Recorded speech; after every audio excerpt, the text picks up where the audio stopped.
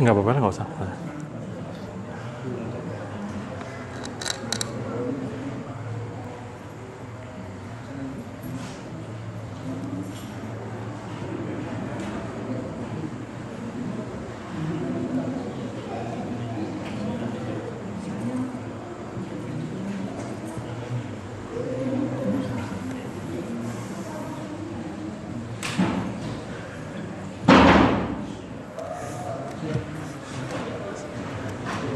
Tes. Bismillahirrahmanirrahim. Assalamualaikum warahmatullahi wabarakatuh. Innal hamdalillah nahmaduhu wa nasta'inuhu wa nastaghfiruh wa na'udzu billahi min shururi anfusina wa min sayyiati a'malina. May yahdihillahu fala mudilla lahu wa may yudlilhu fala hadiya lahu. Asyhadu an la ilaha illallah wahdahu la syarika lahu wa asyhadu anna Muhammadan 'abduhu wa rasuluhu la nabiyya wa rasula ba'd. Allahumma salli wa sallim ala habibina wa qudwatina nabiyina Muhammad wa ala alihi wa ashabihi wa man tabi'ahum bi ihsanin illa yaumiddin, amma ba'd. Hadirin jamaah Masjid Al-Muhajirin yang dicintai dan dimuliakan Allah Subhanahu wa taala. Patut kiranya pada kesempatan yang penuh berkah di majelis yang dicintai dan dimuliakan Allah Subhanahu wa taala ini, kita pertama-tama memanjatkan puja dan puji syukur kehadirat Ilahi Rabbi Allah Subhanahu wa taala atas limpahan rahmat dan karunia yang dianugerahkan Allah Subhanahu wa taala kepada kita sekalian. Maha suci Allah Subhanahu wa taala yang masih menggerakkan hati hamba-hambanya yang beriman untuk bisa meringankan langkah kaki mereka dan menggerakkan hati mereka untuk bisa menghadiri salah satu di antara taman-taman surganya Allah Subhanahu wa taala, seperti halnya majelis ilmu yang kita hadiri pada kesempatan malam hari ini. Berikutnya semoga selawat dan salam senantiasa terlimpah curahkan kepada junjungan dan qudwah kita Nabiyuna Muhammad sallallahu alaihi wasallam serta keluarganya tercinta, para sahabatnya terkasih dan umatnya termasuk kita yang hadir pada kesempatan malam hari ini ila yaumil qiyamah. Hadirin jamaah yang dicintai dan dimuliakan Allah Subhanahu wa taala. Pada kesempatan malam hari ini kita akan melanjutkan kembali kajian kita terkait dengan Kitabul Buyu, terkait dengan bab jual beli. Yang sebelumnya kita telah membahas syurutul buyu, yaitu syarat-syarat keabsahan jual beli. Sebelumnya kita telah membahas syarat-syarat terkait dengan para pihak penjual dan pembeli. Maka pada malam hari ini kita akan membahas terkait dengan syarat-syarat keabsahan barang yang menjadi objek dari yang diperjualbelikan. Ini adalah bentuk dari perlindungan himayatus syar'i, perlindungan syariat terhadap masalihul ummah, kemaslahatan umat. Sehingga kemudian transaksi finansial yang terjadi di tengah-tengah masyarakat itu, di tengah-tengah manusia itu, diatur sedemikian rupa untuk melindungi kepentingan dan kemaslahatan para pihak. Jadi aturan-aturan ini dibuat sedemikian rupa untuk melindungi kepentingan ya para pihak, sehingga tidak ada satupun di antara mereka yang kemudian terzalimi karenanya. Maka pada kesempatan malam hari ini kita akan kupas, kita akan kaji, kita akan berikan contoh-contoh aplikatif terkait dengan syarat ya keabsahan barang yang menjadi objek dalam jual beli. Yang pertama, ini saya rangkum dari penjelasan muallif penulis kitab Kifayatul Akhyar fi Halli Inayatul Ikhtisar. Kitab Kifayatul Akhyar adalah salah satu kitab yang sering dikaji di kalangan para ulama yang bermadzhab Syafi'i. Beliau mengatakan bahwasanya syarat keabsahan objek jual beli sehingga satu objek itu absah untuk diperjualbelikan, yang pertama adalah an yakuna tahiran. Ya, objek itu harus suci. Artinya bukan barang yang najis. Dalilnya ada hadis riwayat Imam Abu Daud dalam sunannya, innallaha harama bai'al khamri wal mayyitati wal khinziri wal asnam. Allah Ta'ala mengharamkan jual beli khamr, jual beli bangkai, jual beli babi dan berhala. Jadi dijelaskan bahwasanya apa yang Allah haramkan ini ya, dalam kitab Kifayatul Akhyar itu fi hal manafi', memiliki beberapa manfaat. Seperti halnya khamr, itu bisa digunakan untuk menyalakan api ya. Kemudian bangkai itu pun bisa digunakan, masih bisa dikonsumsi ya, oleh makhluk hidup yang lain. Begitu pula babi, ya, lemaknya, dagingnya dan sebagainya bisa diambil manfaat. Begitu pula berhala, maksudnya kayunya, besinya itu masih bisa diambil manfaat. Walaupun disalahgunakan untuk menyekutukan Allah Subhanahu wa taala. Tapi kenapa diharamkan? Illatu an-najasah. Ilatnya adalah terkait bahwasanya ini semua dianggap najis. Khamr itu najis, bangkai itu najis, khinzir itu zatnya najis, khinzir itu babi najis. Berhala, patung-patung berhala, ya wasilah untuk kesyirikan itu ilatnya sebab diharamkannya karena najis, digunakan untuk menyekutukan Allah taala. Makanya syarat pertama dari barang yang dapat diperjualbelikan adalah suci, dia bukan barang najis. Aplikasinya adalah jual beli kotoran, ya. Jual beli kotoran, baik kotoran manusia maupun kotoran hayawan itu haram. Seperti itu. Lalu bagaimana aplikasinya? Misalnya kotoran hewan yang diperjualbelikan untuk diaplikasikan menjadi pupuk, misalnya. Pupuk yang dikenal dengan pupuk kompos, misalnya seperti itu. Maka para ulama menghukumi seperti ini. Yang pertama adalah dilihat komposisinya. Kalau komposisi kotoran hayawan itu dominan dibanding unsur yang lain, karena kan kompos itu dicampur antara kotoran hewan dengan tanam-tanaman dengan unsur-unsur yang lain, begitu unsur hara tanah yang lain dicampur, sehingga menjadi satu produk baru namanya pupuk kompos. Kalau komposisinya itu dominan kotoran hayawan, maka berlaku larangan memperjualbelikan an-najasat. Karena ada sebuah kaidah fiqhiyah yang mengatakan al-hukmu bil aglabiyah. Sesuatu itu dihukumi dengan komposisi yang paling dominan. Jadi kalau yang paling dominan itu adalah kotoran, dan kotoran itu ittifaqul ulama itu adalah an-najasat, termasuk barang yang najis, maka tidak boleh diperjualbelikan pupuk kompos itu. Kalau komposisinya dominan dengan an-najasat, kotoran tadi. Tapi kalau kemudian ternyata komposisi dari pupuk kompos itu dominan unsur non najasat, kotoran hayawan, maka masih diperbolehkan. Karena dihukumi dia bukan sebagai kotoran. Al-hukmu bil aglabiyah. Al-hukmu bil ghalib. Jadi menghukumi sesuatu itu karena yang terdiri dari beberapa unsur itu tergantung dari unsur yang dominan seperti apa. Itu satu. Jadi pupuk kompos itu bisa menjadi haram kalau dominan kotoran hewannya komposisinya. Tapi dia menjadi boleh diperjualbelikan kalau unsur non kotoran hewan itu lebih dominan. Jadi bisa difahami Bapak Ibu sekalian. Terus kemudian kedua, aplikasinya bagaimana kalau kemudian kotoran hayawan ini dikonversi menjadi zat yang berbeda. Dalam bahasa Arabnya ini istihalah, mengkonversi sesuatu menjadi sesuatu yang lain. Misalnya dari zat padat menjadi zat gas misalnya. Jadi biogas. Jadi kotoran hewan itu difermentasi sedemikian rupa dengan teknologi sedemikian rupa dia berubah menjadi gas. Gasnya boleh nggak diperjualbelikan? Boleh, karena terjadi istihalah, ya, perubahan bentuk dari satu zat ke zat yang lain, sehingga dihukumi sebagai zat yang berbeda. Maka berlaku kaidah yang al-aslu fil asy'alibah hatta yadullu dalil ala tahrim. Hukum asal sesuatu itu adalah boleh sampai ada dalil yang mengharamkan. Ya, jadi ada beberapa kondisi yang perlu kita perhatikan terkait dengan jual beli barang yang mengandung najis. Ini aplikasi. Terus aplikasi yang lain. Lalu bagaimana kemudian kalau ada orang yang menjual makanan, yang makanan itu jatuh kepadanya barang yang najis.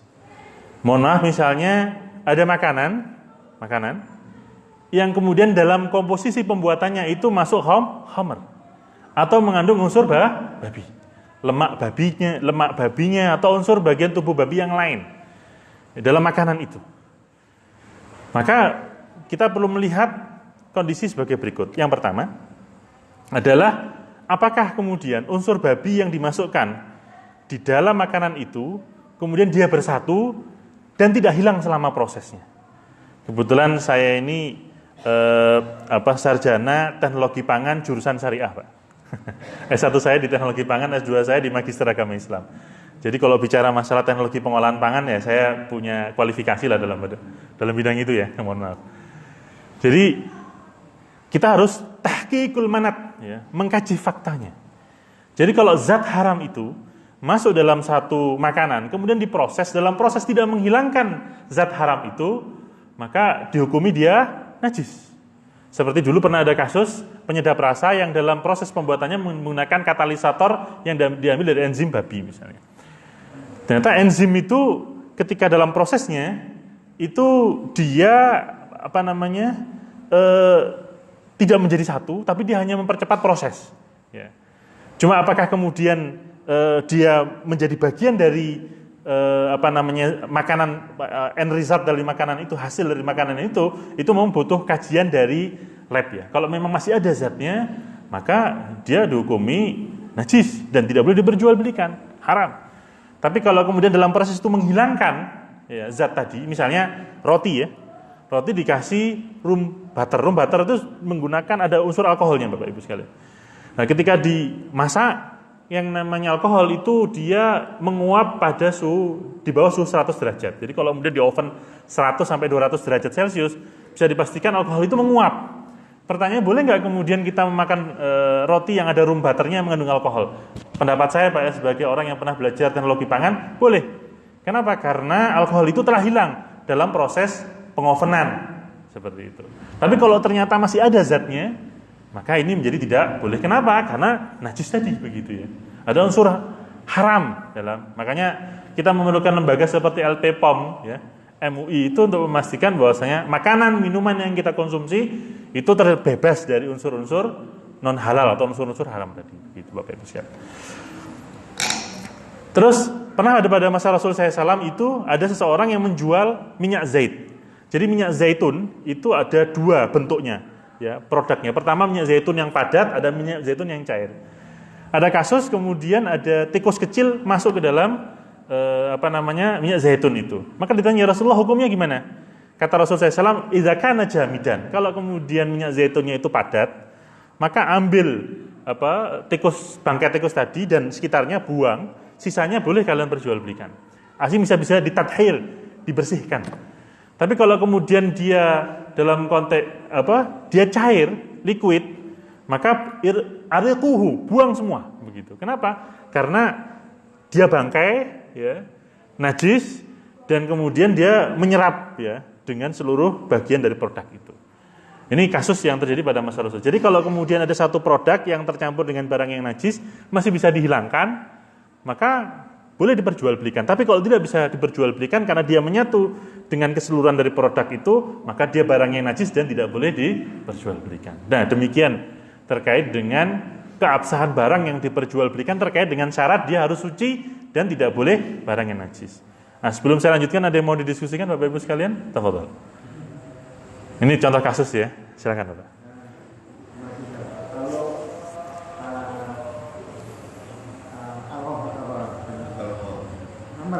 Khamar. Tidak bolehnya karena mengandung alkohol atau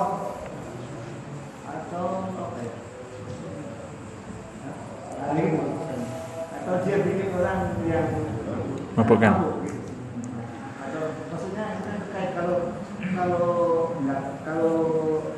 karena alkoholnya kan ada barang lain yang mengandung alkohol kan boleh dimakan ya. Mungkin tape itu ya. Iya.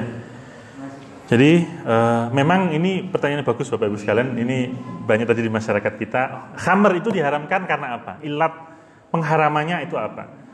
Ada sebagian ulama mengatakan khamr itu diharamkan karena zatnya. Maka termasuk diantaranya item yang komponen yang membentuk khamr itu pun menjadi haram karenanya. Ada juga yang mengatakan khamr itu diharamkan karena memabukkannya begitu. Sehingga itu kemudian berkonsekuensi kalau tidak digunakan, kalau tidak diminum, tidak dikonsumsi, untuk yang selain itu menjadi boleh. Misalnya menjadi campuran untuk cat misalnya kan. Jadi kalau misalnya cat ini kan pasti menggunakan alkohol ya. Kalau misalnya alkohol itu najis, berarti cat yang digunakan untuk mengecat rumah kita termasuk masjid kita ini menjadi najis. Apakah seperti itu? Jelas ulama mengatakan tidak demikian. Begitu Bapak Ibu sekalian. Ya, jadi kalau kita bicara khamr diharamkan karena dia karena zatnya memang, dan zatnya itu memang memabukkan. Tapi kalau komponen pembentuk khamr di situ kan ada alkohol salah satunya. Alkohol itu bisa digunakan untuk yang non konsumsi. Konsumsi itu tidak untuk dimakan, tidak untuk diminum. Campuran cat misalnya. Terus digunakan untuk gimana Pak? minyak wangi ya. Ini saya bicara yang itu dulu ya. Maka itu menurut para ulama tidak ada masalah, gitu, boleh. Lalu bagaimana dengan yang minyak wangi? Minyak wangi kan dioleskan Bapak Ibu sekalian ya. Ini terkait dengan apakah kemudian kalau khamernya najis ya. Tapi kalau kemudian komponen pembentuk khamer itu apakah kemudian semuanya najis, itu ada perbedaan pendapat di kalangan para ulama. Sebagian ulama yang mengatakan bahwasanya khamer itu diharamkan karena zatnya, maka komponen pembentuk khamer seperti alkohol itu najis juga. Makanya kalau dia dicampurkan kepada minyak wangi ya, dioleskan kepada tubuh kita menjadi najis, pakaian kita menjadi najis. Sehingga sholat kita menjadi tidak sah karena ada barang najis yang menempel di pakaian kita ketika kita gunakan untuk sholat. Tapi pendapat ulama yang mengatakan bahwasanya khamr itu haram karena memabukkan, maka zat pembentuk khamr asal tidak dikonsumsi, ya, tidak dimakan, diminum, itu boleh. Termasuk diantara digunakan campuran untuk minyak wangi. Ini yang jadikan dasar fatwa. Ada perbedaan fatwa ulama, ya. Ada perbedaan fatwa ulama yang mengatakan boleh minyak wangi dicampur alkohol dalam batas yang terbatas, ya, seperti pendapat Syekh bin Baz misalnya dalam salah satu fatwa beliau. Beliau ulama pernah menjadi mufti di kerajaan Saudi Arabia. Juga ada sebagian ulama yang mengatakan haram mutlak. Kenapa? Karena dianggap bahwasanya itu haram karena zatnya. Ya. Ada dua pendapat yang menjelaskan terkait dengan campuran alkohol di dalam. Perbedaan pendapat adalah terkait dengan apakah khamr itu diharamkan karena zatnya atau karena memabukkannya. Sehingga akhirnya kemudian perkara cabangnya itu komponen dari khamr itu dicampurkan dalam minyak wangi misalnya yang dioleskan itu, apakah dia najis atau tidak, itu berasal dari pemahaman tadi. Lalu bagaimana pendapat saya? Ya. Saya boleh berpendapat ya, dan Bapak Ibu sekalian juga boleh punya pendapat yang berbeda karena sudah mengambil pendapat Syekh bin Baz atau Syekh Fulan atau Syekh Fulan, tafadhal. Tapi saya berpendapat bahwasanya alkohol itu tidak najis. Pendapat saya pribadi ya. Pendapat saya pribadi dengan menukil beberapa pendapat dari para ulama, sehingga kemudian kalau minyak wangi itu dicampurkan alkohol dicampurkan dalam minyak wangi dalam batas yang tidak terlalu besar, itu masih diperkenankan. Ya mungkin pendapat saya agak mirip dengan pendapat fatwa Syekh bin Baz misalnya dalam hal ini. Tapi kalau Bapak Ibu punya pendapat yang lain, saya tidak melarang karena memang ada perbedaan pendapat dalam masalah ini, karena ini masalah ikhtilaf fiqhiyah, ya, sehingga kita bisa bertoleransi terkait dengan masalah itu.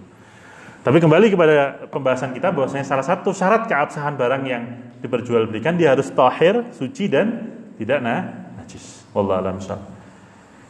Ada lagi yang lain? Kalau tidak saya akan bahas pembahasan berikutnya. Baik, kalau tidak ada saya masuk ke yang kedua, syarat kedua terkait dengan keabsahan barang yang diperjualbelikan. An yakuna muntafa'an bihi. Dia memiliki manfaat. Jadi barang yang diperjualbelikan itu harus memiliki manfaat. Ya, kebalikannya, jadi kalau setiap barang yang tidak memiliki manfaat tidak boleh atau tidak sah untuk diperjualbelikan. Dalam kitab Kifayatul Akhyar, Madhab Syafi'i dijelaskan contoh bai'ul hasyarat wal muftarisah atau siba. Jadi bahwasanya al-hasyarat itu adalah hewan-hewan kecil yang jumlahnya banyak ada di sekitar kita. Contoh semut, cacing, ya, cicak misalnya dan seterusnya. Itu termasuk al-hasyarat dan dianggap tidak memiliki manfaat. Padahal kalau kita datang ke pasar burung, ya, di mana? Dekat Splendid sana, itu yang namanya semut itu diperjualbelikan, ya, karena itu termasuk makanan burung yang kalau ada pencinta burung di sini pasti sering beli semut, ya, semut tertentu, ya, untuk supaya suara burungnya nyaring begitu. Kalau menurut mazhab Syafi'i ini nggak boleh. Kenapa? Karena itu masuk bai'ul hasyarat la manfa'ata fi. Ya, jual beli hasyarat, hewan-hewan kecil yang melata, yang banyak di sekitar kita dan tidak memiliki manfaat. Seperti semut, cacing misalnya. Kalau kita mau mancing, ada yang hobi fishing, ya, itu pasti beli cacing. Beli cacing, ya. Kalau menurut mazhab Syafi'i ini nggak boleh. Kenapa? La manfaata fi. Nggak ada manfaatnya, tidak memiliki nilai manfaat. Begitu. Kecuali kalau kemudian dibuat palet, ya, karena dulu saya pernah mancing, diajak mancing, beli palet itu ada campuran cacingnya, dicampur dengan unsur yang lain jadi palet. Maka kemudian al-hukmu bil aglabi atau al-hukmu bil ghalib. Jadi termasuk yang dominan mana? Cacingnya atau yang unsur non cacing. Kalau misalnya dominan paletnya unsur non cacing, ya itu nggak ada masalah, boleh diperjualbelikan. Tapi kalau dominan cacing saja, atau ada jangkrik Pak ya, kalau untuk mancing atau untuk burung itu jangkrik kan diperjualbelikan. Itu termasuk hasyarat yang menurut mazhab Syafi'i tidak memiliki manfaat, tidak boleh diperjualbelikan. Terus gimana? Dikasihkan saja, atau nyari sendiri misalnya begitu. Karena tidak memiliki nilai, ya, sehingga menjadi dasar untuk dapat diperjualbelikan. Jadi bai'ul hasyarat, ya, hewan-hewan kecil melata yang banyak di sekitar kita tidak memiliki nilai dalam pandangan yang mu'tamad dalam mazhab Syafi'i, sehingga tidak sah untuk kemudian diperjualbelikan. Cacing, atau kecuali misalnya kalau yang saya pernah tahu karena bapak saya ini pelihara burung Pak ya, itu kroto ya, kroto yang dicampur dengan semut ya. Kalau dominan krotonya, semutnya cuma mengelilingi saja, itu masih boleh. Tapi kalau semutnya saja, cacingnya saja, jangkriknya saja, atau hasyarat yang lain, maka ini hukumnya tidak boleh. Begitu. Tidak sah untuk kemudian diperjualbelikan seperti itu, Bapak Ibu sekalian. Ini menurut mazhab Syafi'i. Kemudian bai'us siba au muftarishah, jual beli hewan-hewan buas seperti harimau, serigala, ular al-hayat, itu dianggap tidak memiliki manfaat, cuma buas saja, membahayakan manusia. Ya. Bahkan boleh dibunuh dalam kondisi tertentu, kecuali di tanah haram pada saat melaksanakan ibadah haji pengecualian. Itu nggak boleh diperjualbelikan. Kalau sekarang kan tuh mahal Pak ya. Bahkan bagi orang-orang kaya, pejabat, itu menjadi prestis. Di rumahnya melihara buaya misalnya, melihara harimau misalnya, melihara gorila misalnya. Muftarisha ashiba, hewan buas. Ya. Yang bisa membahayakan manusia. Ini nggak boleh. Ya. Kalau sekarang kan termasuk, memang nggak diperkenankan di negara kita karena termasuk hewan yang dilindungi Pak ya. Jadi kalau jual beli seperti ini melanggar ketentuan hukum positif yang berlaku di negara kita. Ini secara prinsip sesuai dengan mazhab Syafi'i. Kalau ini termasuk jual beli yang tidak, kenapa la manfaat, tidak ada manfaatnya, tidak memiliki nilai seperti itu. Ini aplikasinya. Sampai di sini terkait dengan sesuatu yang bisa diambil manfaatnya, ada yang mau didiskusikan Bapak Ibu sekalian? Tafadhol, silakan. Waalaikumsalam.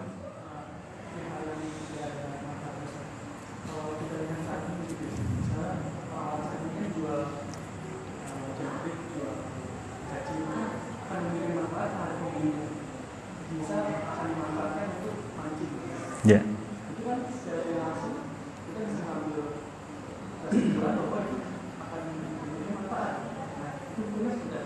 Ya, ini memang tergantung cara pandangnya. Kalau menurut mazhab Syafi'i itu di dalam kitabnya dijelaskan itu termasuk yang tidak memiliki manfaat menurut pandangan syariat. Kenapa? Karena bisa diambil sendiri, banyak jumlahnya. Gitu ya. Jadi kalau misalnya nyari cacing emang susah kan gitu. Datang aja ke tempat-tempat lembab, misalnya di sebelah ini kan ada rawa-rawa kan gitu. Tinggal datang aja ke rawa, ngeduk tanah pasti ada cacingnya kan gitu. Karena mudah didapat, maka tidak memiliki nilai. Cuma kan kita malas, mending datang ke pasar, burung ngeluarin duit kemudian. Nah ini perspektif para ulama demikian, ya, melarang karena tidak memiliki manfaat. Karena jumlahnya banyak dan untuk mendapatkannya tidak terlalu susah, tidak membutuhkan effort. Seperti harus ditanam dulu, dipupuk dulu, diirigasi dulu, nunggu jangka waktu tertentu, ada biaya, ada kos, ada waktu yang dikorbankan sampai jadi padi kemudian bisa dijual. Nah, itu kok ada kompensasinya, ada effortnya. Nah, sementara yang hasyarat tadi itu seperti yang saya gambarkan, jadi tidak memiliki nilai. Berarti yang seperti itu berarti bukan mazhab Syafi'i, mazhab yang lain. Nggak tahu ikut mazhab yang mungkin mazhab Hanafi mungkin. Ya Allah alam. Silakan.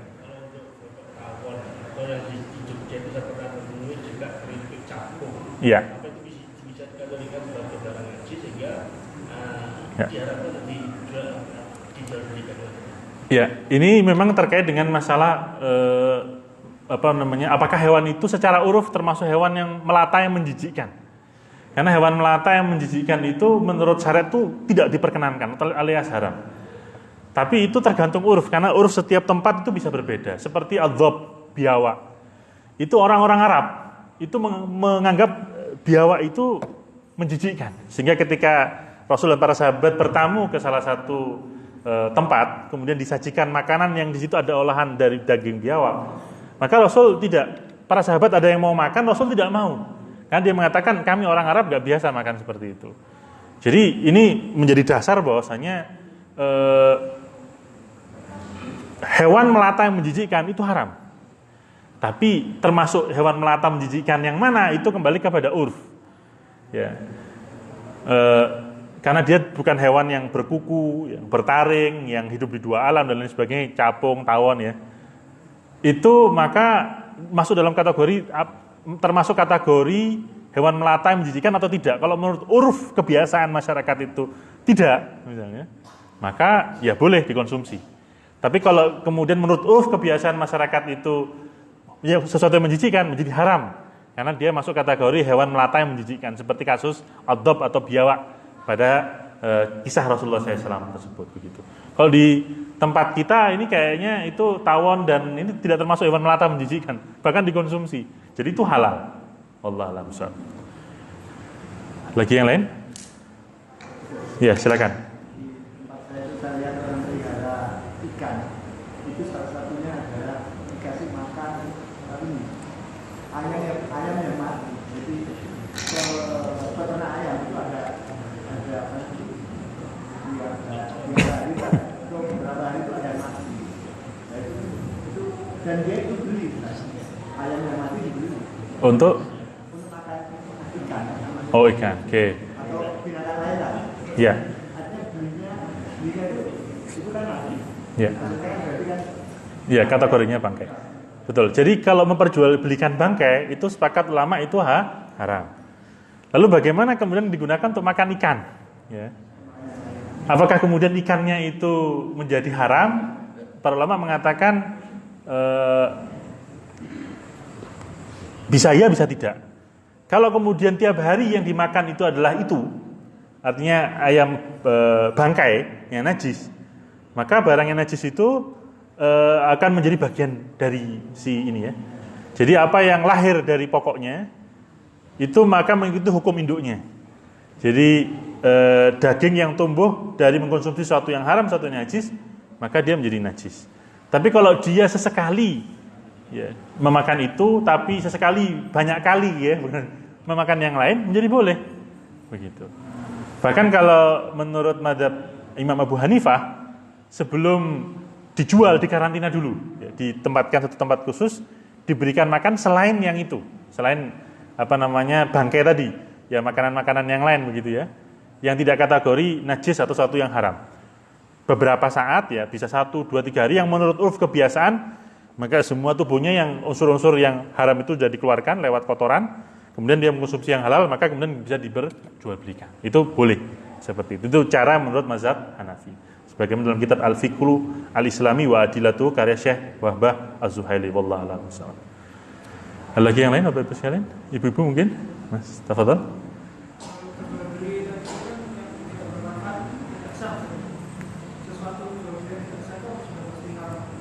Ya. Jadi sesuatu yang tidak absah diperjualbelikan, maka harga yang diperoleh itu menjadi haram. Begitu. Jadi apa yang diharamkan untuk diperjualbelikan, maka diharamkan pula harganya. Jadi sesuatu yang tidak memiliki manfaat, maka tidak boleh diperjualbelikan. Kalau jual belinya tidak sah, maka harga yang diperolehnya juga menjadi tidak halal. Kalau tidak halal itu bahasa lain ya haram kan begitu. Menurut pendapat mazhab yang melarang hal tersebut begitu.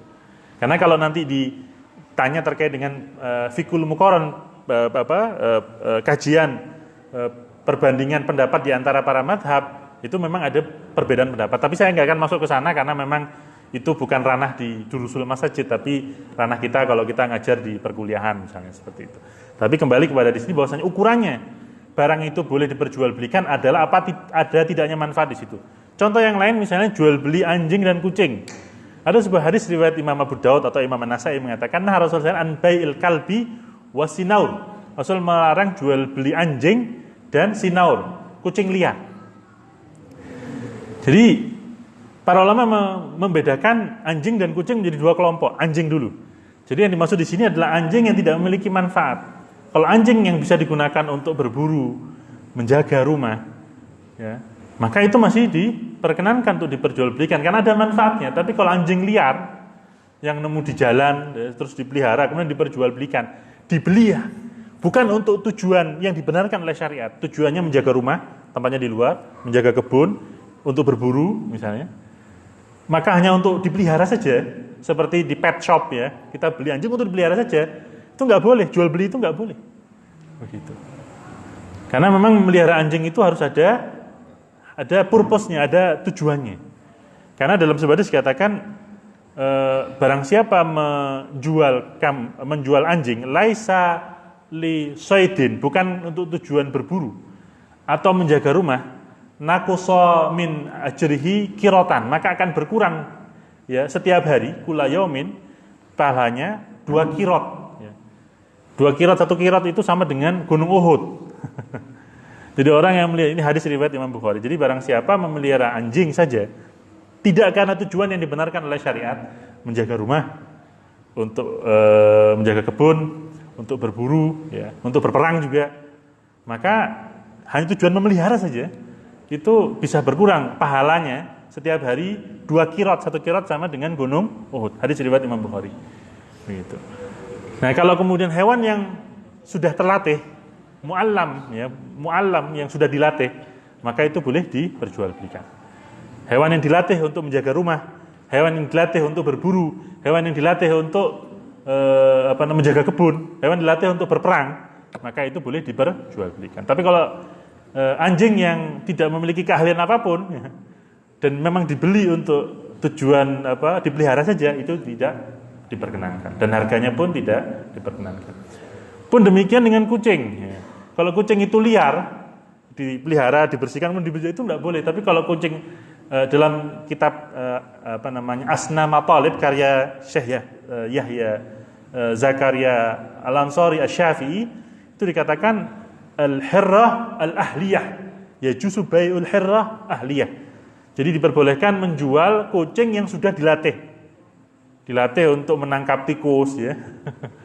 Atau apa misalnya, dia punya keahlian, tidak hanya sekedar dipelihara, maka itu boleh. Tapi kalau untuk diperjualbelikan kucing liar yang tidak terlatih, ini tidak diperkenankan. Tapi melihara kucing boleh nggak? Boleh.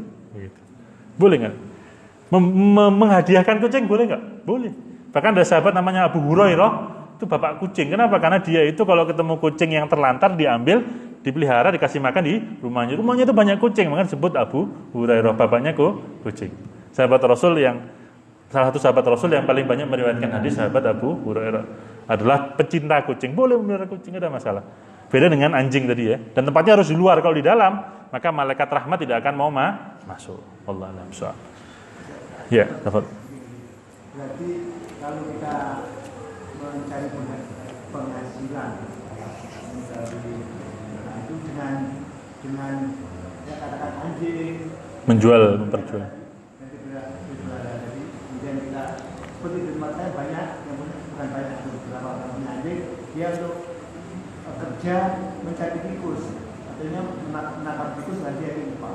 Ya. Nah, bagaimana juga tentang yang seperti pertunjukan sirkus atau monyet yang sering jalan-jalan itu kita dilatih terus dijual.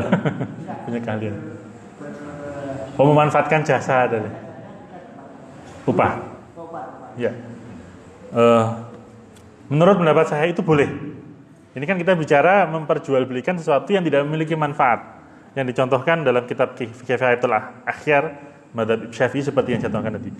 Tapi kalau kemudian hewan itu dilatih, dia punya keahlian, kemudian keahlian itu kita gunakan untuk membuat pertunjukan, kemudian mendapat hadiah, boleh. Karena pada masa Rasulullah dan para sahabat-sahabatnya itu yang namanya sirkus itu sudah ada. Sirkus sudah ada, dan mereka sirkus salah satunya adalah mempertontonkan hewan-hewan yang dilatih, ular yang dilatih, harimau yang dilatih, gajah yang dilatih misalnya, kucing, anjing yang dilatih begitu, dan itu boleh ya, mengambil manfaat, mengambil ujroh dari mempekerjakan ya. Cuma kan ini bukan akadnya, bukan ijarah, ini kan milik itu kemudian kita manfaatkan, kemudian kita mendapatkan upah dari memanfaatkan itu boleh. Yang penting kita tidak boleh menzalimi, walaupun ini hewan yang tidak boleh diperjualbelikan karena tidak memiliki manfaat, tidak berarti kemudian boleh diperlakukan semena-mena, tetap harus diperlakukan dengan baik. Karena ada sebuah hadis yang mengatakan seseorang yang kemudian dia menyiksa kucingnya, dimasukkan ke kamar, dilarang untuk makan, kemudian mati, walaupun dia pemiliknya itu ahli sholat, ahli puasa, dia masuk neraka. Kenapa? Karena dia menyiksa kucing. Hadis sahih riwayat Imam Bukhari dan Muslim. Ini menunjukkan bahwasanya kalau kita memelihara hewan, kita harus berlaku baik kepada beri kehewanan ya, kepada hewan yang kita miliki. Karena ini termasuk di antara akhlak seorang muslim kepada makhluk Allah yang lain. Dan seseorang itu pun akan mendapatkan pahala ketika dia memperlakukan hewan peliharaannya dengan cara yang baik. Wallahu a'lam bishawab. Udah waktu Isya ini ya. Masih kurang 4 menit, jadi saya boleh lanjutkan. Oke. Termasuk di antara barang yang bisa dimanfaatkan itu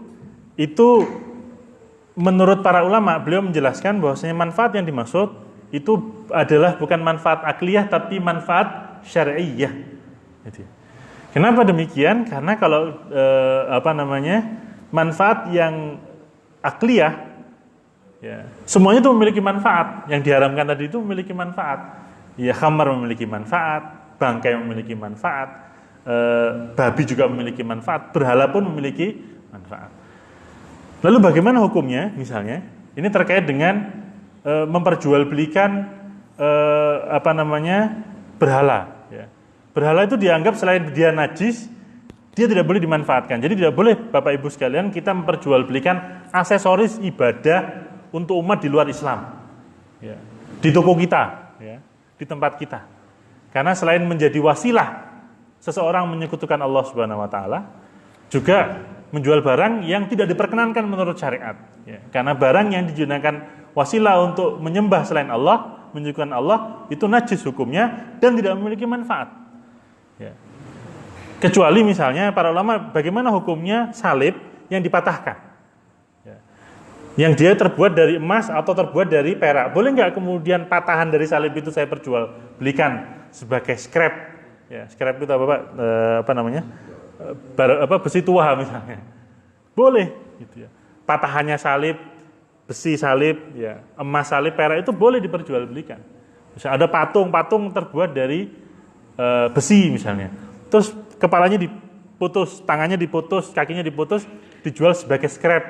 Ya, barang rongsokan misalnya, besi rongsokan misalnya. Boleh enggak? Boleh. Begitu. Jadi kalau yang enggak boleh kan memperjualbelikan patungnya, tapi kalau patungnya dipotong-potong jadi besi rongsokan, scrap bahasa kita itu, maka itu diperkenankan. Dalam pembahasan fikih itu ada seperti itu. Jadi kalau misalnya di rumah kita itu masih ada patung, lukisan makhluk yang bernyawa, itu tolong ditempatkan di luar rumah kita. Karena menghalangi masuk yang namanya malaikat rahmat. Ya, karena sesungguhnya yang paling keras diazab di hari kiamat adalah al-musawwirun. Ya. Para ahli taswir. Taswir itu adalah mereka yang membuat patung atau lukisan bil yadi dengan tangan. Ya. Jadi yang dimaksud bahwasanya rumah yang tidak akan dimasuki malaikat rahmat itu yang ada anjing, ada patung, ada gambar makhluk yang bernyawa itu yang seperti itu. Maka yang demikian juga tidak boleh diperjualbelikan karena dianggap tidak memiliki manfaat.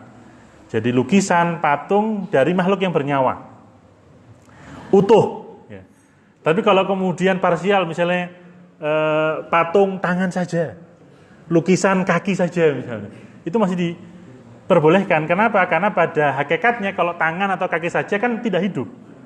Begitu. Atau kepala saja misalnya, itu masih sebagian lama. Dan pada masa Rasul ada sebuah hadis yang menjelaskan ada seseorang yang memainkan ya yang punya patung yang kemudian setelah itu dipatahkan. Ya, ditanya bagaimana, apakah statusnya masih sebagai patung? Kalau nggak salah sahabat Abdullah bin Abbas atau Abdullah bin Mas'ud mengatakan boleh, karena pada hakikatnya kalau patung kepala yang tidak ada kan dianggap bukan makhluk hidup. Begitu. Dipatahkan. Jadi kalau ada patung kuda di rumah kita, kalau mau disingkirin eman-eman, dipatahkan aja kepalanya kan begitu. Jadi kan tinggal kakinya saja misalnya, sama badannya. Itu masih diperkenankan menurut bagian lama. Tapi untuk prinsip kehati-hatian lebih baik disingkirkan. Ya patung, lukisan dari makhluk yang bernyawa. Kalau foto keluarga itu malah nggak ada masalah karena itu bukan taswir bil yad, bukan membuat patung, bukan membuat lukisan dengan tangan. Jadi masih diperkenankan. Tapi foto yang seperti apa ya? Kalau foto keluarga, foto-foto yang sesuatu objek dan perbuatan yang diperkenankan syariat masih diperbolehkan. Tapi kalau foto-foto di luar itu menjadi tidak diperkenankan. Ya. Jadi termasuk yang tidak dianggap memiliki manfaat itu tadi patung atau lukisan dari makhluk Allah yang bernyawa, hewan dan manusia utuh yang dibuat dengan tangan. Adapun yang selebihnya itu masih diperkenankan. Wallahu a'lam bishawab. Baik, silakan. Kalau seperti ini misalnya tukang bunga itu ya, itu kan bukan penjual tanaman. Nah, kadang-kadang kalau bagi orang Nasrani marah. Kalau tukang bunga itu mungkin nggak tahu kalau ini mau dimanfaatkan itu jadi bagian dari pacar itu. Ya. Jadi kalau dia itu adalah petani petani bunga ya. Jadi kan ini ada petani bunga, dan yang dia jual itu bukan hanya pohon cemara, dia juga menjual bunga-bunga yang lain, maka ada masalah. Tapi kalau dia hanya menjual khusus bunga cemara untuk ritual agama di luar Islam, itu menjadi tidak diperkenankan. Wallahu a'lam bishawab. Baik, Bapak Ibu yang dimuliakan Allah Subhanahu wa taala, karena keterbatasan waktu kita akan bahas masih ada 3 syarat ya terkait dengan status kepemilikan, dapat diserah terimakan, terus ketahui keadaannya dengan jelas. Kita akan bahas pada pertemuan berikutnya. Mohon maaf karena pesan dari Takmir jangan terburu-buru dibahas, tapi kan kita bisa urai, kita kaitkan dengan fakta sehari-hari sehingga bisa diaplikasikan pembahasan terkait dengan fikih jual beli. Insyaallah kita akan lanjutkan pembahasan terkait dengan syarat keabsahan barang ya. Nanti masih ada harga dan syarat terkait dengan ijab qabul pada pembahasan berikutnya. Wallahu a'lam bishawab. Kurang lebihnya mohon maaf. Kita tutup dengan istighfar dan doa kafaratul majlis. Astaghfirullahalazim, astaghfirullahalazim, astaghfirullahalazim.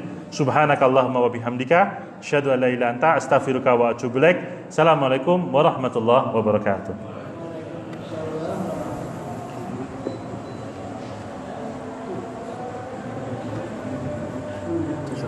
Ya.